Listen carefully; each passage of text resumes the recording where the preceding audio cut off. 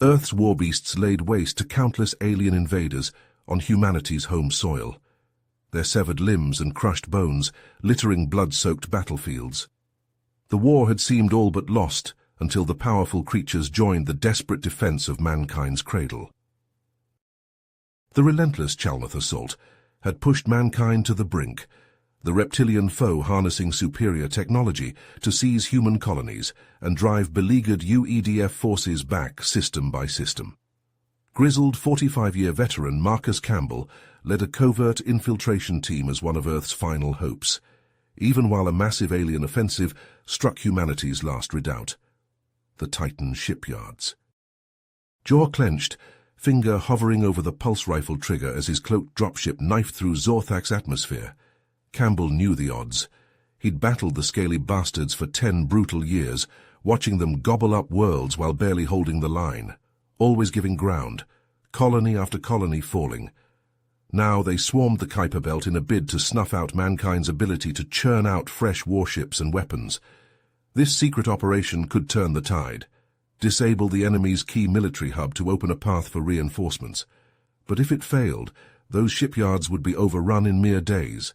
Earth itself would be defenseless, naked before the Chalnoth war machine.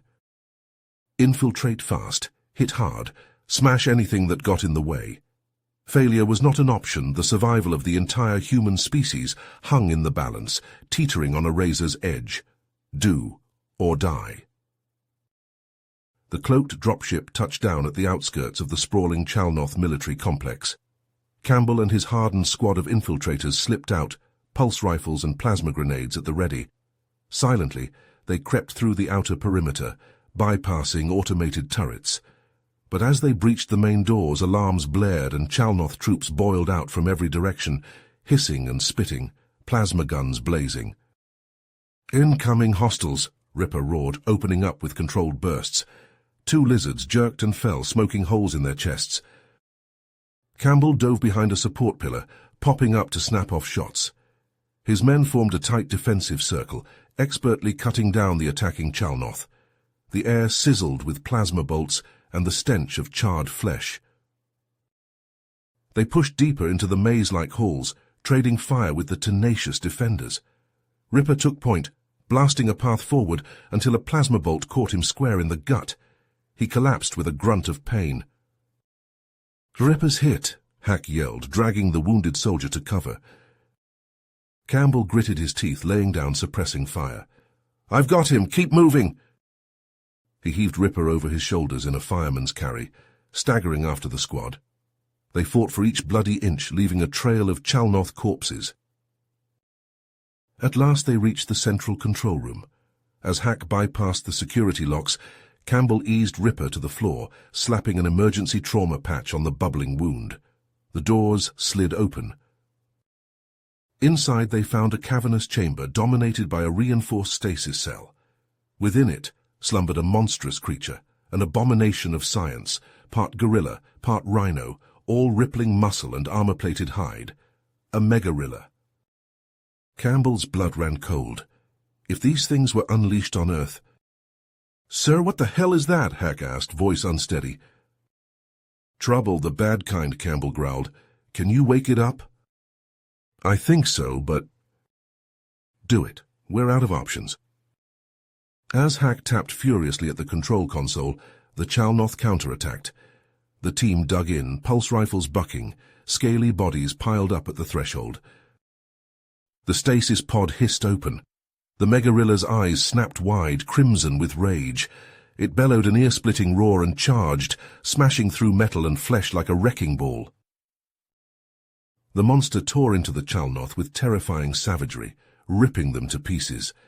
It was a chance Campbell couldn't pass up. "Fall back, let's get the hell out of here." Marcus wasted no time debriefing UEDF High Command upon his return to Earth, presenting irrefutable proof of the Chalnoth's twisted experimentation on ancient Earth creatures. General Alexander Novak, a grizzled old warhorse with a face like weathered granite, leaned forward in his seat, eyes narrowing as he studied the intel. "Using our own beasts against us? Clever bastards," Novak growled, his voice rough as gravel. "But 2 can play at that game. If we can find more of these creatures, turn them to our side. Marcus nodded, seeing where the general's mind was heading. My thoughts exactly, sir. I'd like to assemble a team to track down and recover any dormant war beasts before the Chalnoth can get their scaly claws on them. Novak grunted his approval. Project Primal Fury, I like it. You'll have whatever resources you need, Campbell. Pick your people and get it done. Marcus' first recruit was Corporal Liam O'Brien, the tech wizard who'd saved their asses in the Chalnoth installation. Next, he sought out Dr. Amelia Singh, a brilliant xenobiologist renowned for her expertise in genetic manipulation. If anyone could safely revive these ancient creatures, it was her. Their first target was a sprawling underground complex buried deep beneath the Siberian tundra, revealed by UEDF satellite scans. As they infiltrated the icy tunnels, Marcus felt a familiar tension coiling in his gut. Amelia gasped as they breached the central chamber, her breath fogging in the frigid air. Row upon row of cryogenic pods lined the walls, each one containing a massive, shaggy form. Dire wolves, she breathed, her eyes wide with wonder. Apex predators from the Pleistocene era, larger and fiercer than any modern species. Marcus and Liam took up defensive positions while Amelia set to work, her fingers flying over the control panels. The pods hissed open, disgorging their savage cargo in a billowing rush of icy mist. Piercing howls echoed through the chamber as the pack stirred, stretching and shaking off the millennia. Marcus counted 20 in all, each one the size of a small horse, with jaws that could crush bone. Her chilling chorus of inhuman shrieks shattered the moment. Chalnoth strike troops poured into the room, plasma rifles blazing. They'd been tracking the human team, waiting for the perfect moment to strike. Marcus and Liam opened fire, pulse rounds stitching deadly patterns across scaly hides. The air crackled with energy beams and the stench of ozone. Alien blood splashed hot across the ice. The dire wolves leapt into the fray with a ferocity that stole Marcus's breath. 700 pounds of snarling fury slammed into the Chalnoth line, ripping and tearing with savage abandon. Razor fangs flashed, and scaly limbs flew, bones crunched, and pulse rifles clattered to the blood-slicked floor.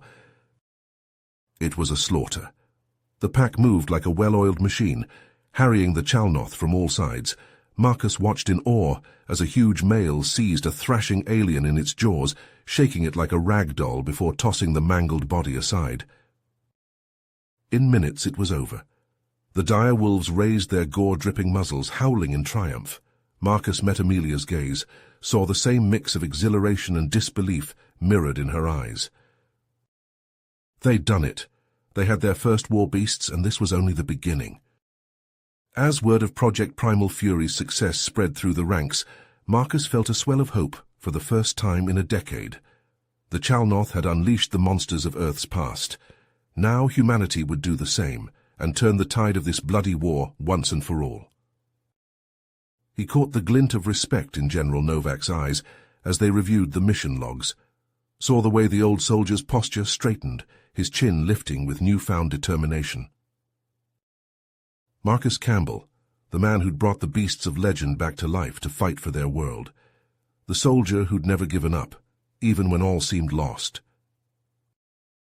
He was a symbol now, a living embodiment of humanity's unbreakable spirit, and he would lead them to victory no matter the cost. The steamy depths of the Amazon concealed ancient secrets, slumbering beasts of legend waiting to be unleashed. As Project Primal Fury kicked into high gear, Marcus set his sights on the ultimate prize, the Titanoboa, a monstrous serpent capable of crushing tanks in its coils. Intel placed a hibernating Titanoboa deep within the jungle's primal heart. Briefing his team, Marcus laid out the plan. We go in hard and fast, locate the snake, and get it to the extraction point, and watch your backs. The Chalnoth want this beast as badly as we do. Liam, Amelia, and the rest of the squad nodded, their faces grim with determination. They knew the stakes, knew that failure wasn't an option. Insertion was a nightmare, the dense jungle canopy blocking comms and GPS. They slogged through sucking mud and tangled undergrowth, senses straining for any hint of scaly hostiles. A sudden burst of plasma fire sent them diving for cover. Chalnoth troopers, their mottled green armor blending with the foliage. Marcus returned fire, pulse rounds stitching smoking holes in alien flesh. "Push forward," he roared, leading the charge. They fought for each blood-soaked inch, leaving a trail of twitching Chalnoth corpses. The firefight led them to the gaping maw of an ancient temple, its crumbling stone edifice choked with vines. A lone figure stood before the entrance, a hulking Chalnoth warrior, bristling with blades and bearing an ornate crest upon his battle helm. "Sire-Father Kavarak," Amelia whispered, her eyes wide, "the Chalnoth's greatest champion." Marcus stepped forward, pulse rifle leveled at the alien's chest. "That snake belongs to us, Scaly. Walk away and you might just live." Kavarak's lipless mouth peeled back in a sardonic grin, bearing needle fangs. "Bold words, human, but the Titanoboa will be ours, and your bones will adorn my trophy rack."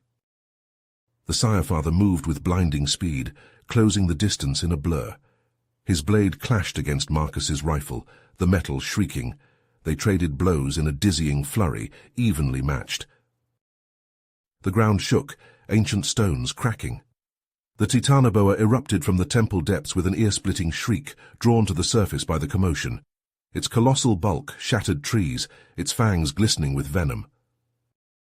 "Fall back!" Marcus shouted, narrowly avoiding a seething tail swipe. Kavarak scrambled clear, hissing in rage. The serpent thrashed and writhed, its movements uncoordinated after eons of slumber. Amelia saw an opportunity, a desperate plan taking shape. "The dropships," she yelled. "If we can lure it to the extraction point." Marcus gritted his teeth, laying down covering fire as the Chalnoth regrouped. "Do it, we'll hold them off." The dire wolves, savage and loyal, fell upon the aliens in a frenzy of ripping jaws and slashing claws. Amelia and Liam worked frantically, using flares and sonic emitters to bait the Titanoboa, guiding it through the jungle. Marcus spared a glance at the distant cliffs, where the dropships waited. So close, but with the Chalnoth closing in, the serpent could be lost. He knew what had to be done. "Get that snake on board," he barked. "I'll buy you time." He turned, locking eyes with Kavarak across the battlefield. A challenge, a reckoning. The Sire-Father's grin was sharp and vicious. They clashed atop the cliff's edge, trading bone-crushing blows as the jungle burned below. Marcus could hear the Titanoboa's enraged shrieks, could feel the downdraft of the dropships. Just a little longer. Kavarak pressed the attack, his blade a whirling dervish. Marcus parried and countered, his muscles screaming. The fate of his species hung in the balance, and he would not yield. With a roar of defiance, Marcus delivered the killing blow, his blade piercing Kavarak's black heart. The Sire-Father slumped to the blood-soaked ground, his eyes going dim, but even as victory surged through Marcus's veins, agony lanced through his gut. He looked down to see a jagged Chalnoth blade, buried to the hilt in his abdomen, slick with crimson. Kavarak's dying laughter gurgled in his throat. "You may have won the battle, human, but I have won the war." Marcus wrenched the blade free with a snarl of pain, casting it aside. He staggered to his feet, one hand pressed to the pulsing wound. He could feel his life force ebbing away with each ragged breath, but he pushed forward, his gaze locked on the dropships. The Titanoboa thrashed in its restraints as he approached, its coils straining against the carbon-reinforced cables. Marcus summoned the last of his strength, his blood-slicked fingers working the controls. The massive serpent was dragged aboard, the ship's hull groaning under its weight. "Marcus!" Amelia's scream cut through the chaos. She sprinted towards him, Liam close on her heels, their faces twisted with horror. He collapsed into their arms, his vision blurring. Amelia cradled his head in her lap, tears streaking her cheeks. "Stay with me, Marcus. Don't you dare leave us." Liam fumbled for a medkit, his hands shaking. "We'll get you patched up, sir. Just hold on." But Marcus knew it was too late. He could feel the icy fingers of death closing around his heart. With a monumental effort, he gripped Amelia's hand, his eyes boring into hers. "The project," he rasped, his voice a threadbare whisper. "Primal fury, it's up to you now. You and Liam, you have to keep fighting. For Earth, for humanity." Amelia shook her head, her shoulders heaving with sobs. "We can't do this without you, Marcus. We need you." "You can," he insisted, his words growing fainter. "You're strong, stronger than you know. Promise me." "I promise," she choked out, her tears falling onto his face. "We won't let you down." Marcus managed a faint smile, his eyes drifting shut. "I know you won't." And with that he breathed his last, his body going still in Amelia's arms. The dropship was silent, save for the hum of the engines and the soft, anguished weeping of the team. They had lost more than a leader. They had lost a friend, a brother-in-arms, a hero.